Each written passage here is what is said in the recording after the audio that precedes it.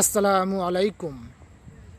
হে আল্লাহ, তুমি তো জানো আমি কার স্বপ্ন পূর্ণ করার জন্য এতটা পরিশ্রম করি, এতটা কষ্ট করি, এতটা যন্ত্রণা করি।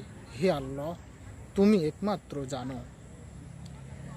স্বপ্নটা যদি আমার নিজের হতো, আমি এত কষ্ট করতাম না, এত পরিশ্রম করতাম না।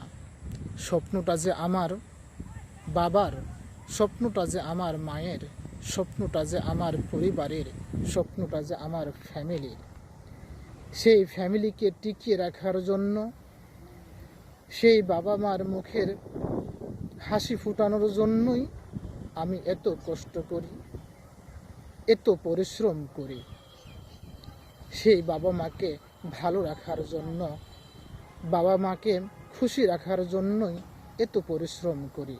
হে আল্লাহ, একমাত্র তুমিই জানো আমি কেন এত কষ্ট করি, এত পরিশ্রম করি।